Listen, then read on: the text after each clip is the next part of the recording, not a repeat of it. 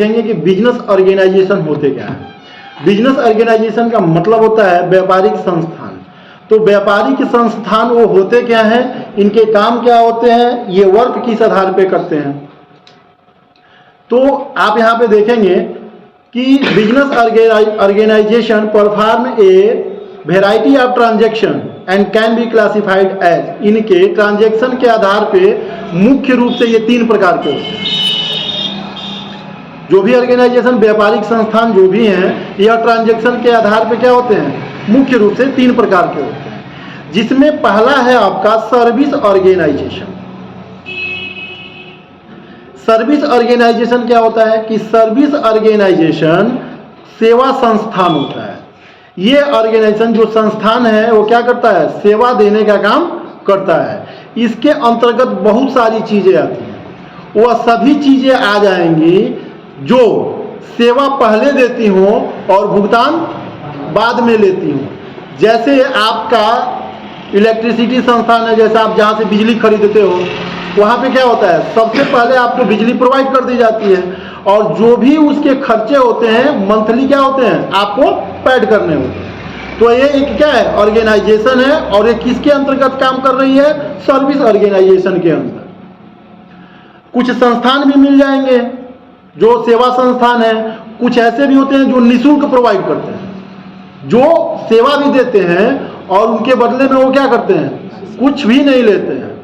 तो उन चीज़ों को छोड़ दिया जाए तो व्यापार में क्या है, कुछ लेना और कुछ देना बना रहता है। तो हम देखेंगे ये हमारा सर्विस ऑर्गेनाइजेशन का मूल ढांचा कि सर्विस ऑर्गेनाइजेशन काम कैसे करता है।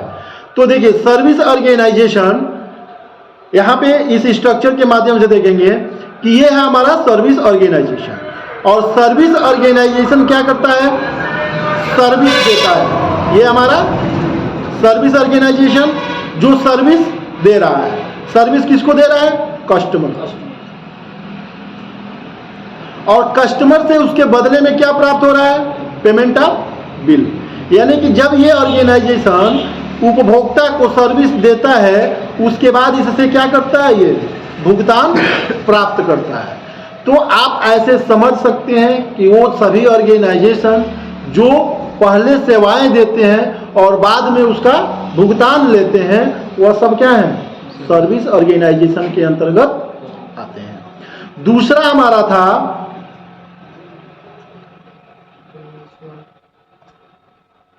वह है ट्रेडिंग ऑर्गेनाइजेशन। तो ट्रेडिंग ऑर्गेनाइजेशन क्या होता है, तो दूसरा हमारा होगा। तो देखते हैं ट्रेडिंग ऑर्गेनाइजेशन को इस स्ट्रक्चर के माध्यम से।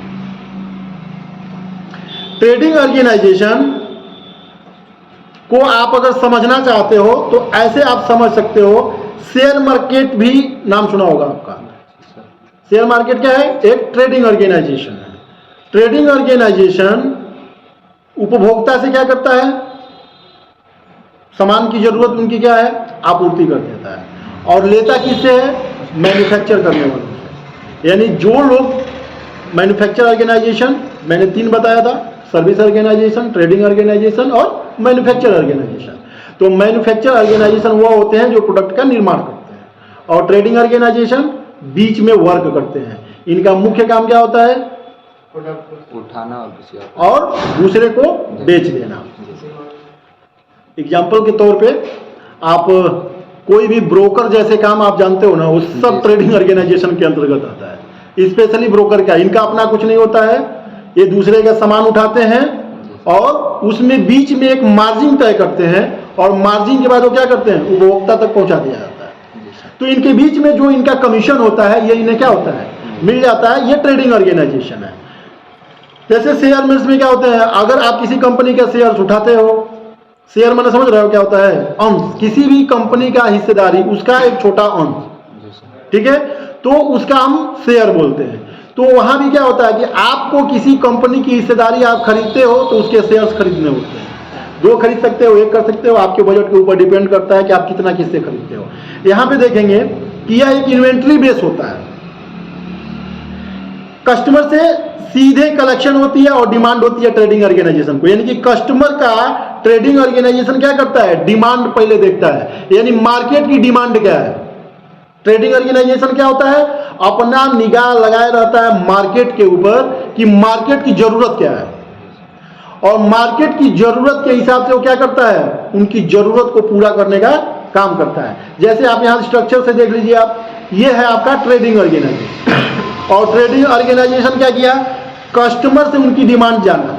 कस्टमर क्या करते हैं, डिमांड करते हैं, या ये कलेक्शन कस्टमर की जरूरतों को समझते हैं, और इसके बाद क्या करते हैं, इन्वेंट्री बेस्ड कस्टमर डिमांड, और ये उनकी अलग अलग जरूरतों को अलग अलग लोगों तक पहुंचाते हैं, अराइव ऑफ स्टॉक। और ये जो इन्वेंट्री देखते हैं कि किसको क्या, ये क्या करते हैं, पूरे मात्रा में किसी को देखो रेड शर्ट पसंद है, किसी को पिंक शर्ट पसंद है, लेकिन है तो सब शर्ट ही ना।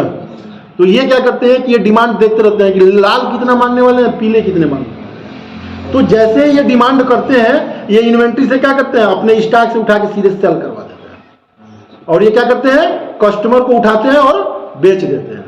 यानी कि अब ये इन्वेंट्री बेस मतलब क्या है, इनके अपने पास तो खुद कंपनी है नहीं, ये उन चीजों को कंपनी से डिमांड करते हैं।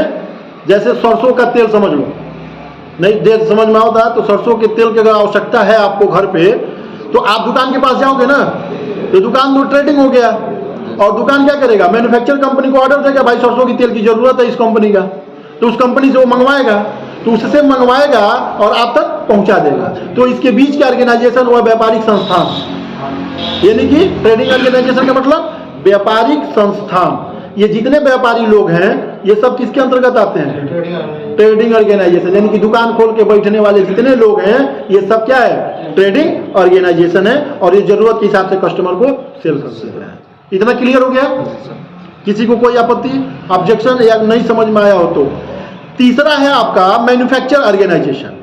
तो मैन्युफैक्चर ऑर्गेनाइजेशन क्या होता है बिजनेस में, एक ऐसा ऑर्गेनाइजेशन जो काम करता है रॉ मटेरियल्स पे, यानी कच्चे माल उठाता है और उसको क्या करता है, प्रोडक्ट बना के मार्केट में उतार देता है। जैसे छड़ बनाने वाली कंपनी हुई, ये मैन्युफैक्चर कंपनी हुई, खिलौना बनाने वाली कंपनी हुई, मैन्युफैक्चर प्लास्टिक का खिलौना अगर बनाती है तो क्या करती है, पहले पुराने प्लास्टिक को गलाती है, या उसके लिए बनाने के लिए जो भी चीज़ों की आवश्यकता होती है वो मार्केट से उठाती है, उसको हम रॉ मटेरियल कहते हैं, यानी कच्चे माल की आपूर्ति। रॉ मटेरियल मतलब वह कच्चा माल उठाती है और फिर उससे क्या करती है, प्रोडक्ट बना के मार्केट में दे देती है। तो ये हमारा मैन्युफैक्चरिंग ऑर्गेनाइजेशन होते हैं।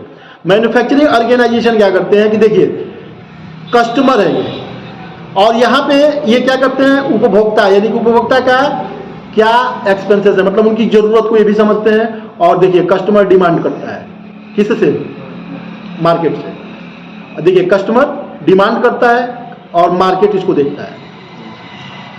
जैसे मकान बनाओगे बा, 3 चीज की जरूरत एकदम कंपलसरी होगा, छड़, सीमेंट, गिट्टी, बालू, और कुछ लागत तो वो भी होगा जो भी होगा, तो उसकी जरूरत तो होती है।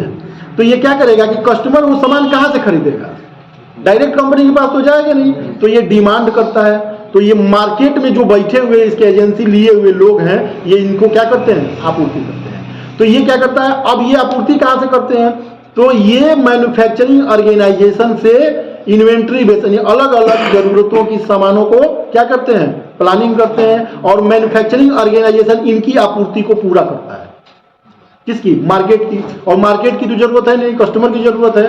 तो वर्किंग ऑफ कैपिटल मैनेजमेंट, यानी कि मैन्युफैक्चर ऑर्गेनाइजेशन जब चलता है तो इन्वेंटरी प्लानिंग के लिए क्या करता है, वर्किंग ऑफ कैपिटल मैनेजमेंट, क्योंकि इसके लिए पूंजी की व्यवस्था होती है, पूंजी भी लगती है। तो ये क्या करता है, एक पूंजी लगा करके, और ये क्या करता है, तैयार करता है फिनिश गुड्स, और सामान को कंप्लीट करके मार्केट को भेज देता है। और मार्केट क्या करता है, जिसकी जो डिमांड होती है उनको वो सप्लाई दे देता है। तो आप लोग अच्छे से समझ गए, ट्रेडिंग ऑर्गेनाइजेशन, सर्विस ऑर्गेनाइजेशन और मैन्युफैक्चरिंग ऑर्गेनाइजेशन, ये तीनों ऑर्गेनाइजेशन ट्रांजैक्शन के आधार पर सबसे मेन है। इन्हीं के आधार पर हमारा सारे व्यापार क्या होते हैं, संचालित होते हैं। तो आगे हम टैली पढ़ने से पहले इन चीजों को जानना जरूरी होगा, क्योंकि जब हमको लेजर और अकाउंट ये सब हमको क्रिएट करने होते हैं तो हमें वहां बताना होता है रॉ मटेरियल्स क्या होते हैं, ठीक है, इन्वेंट्री बेस्ड प्लानिंग क्या होती है, विदाउट इन्वेंट्री बेस्ड प्लानिंग क्या होती है, इन सारी चीज़ों का जानकारी रखना आवश्यक है।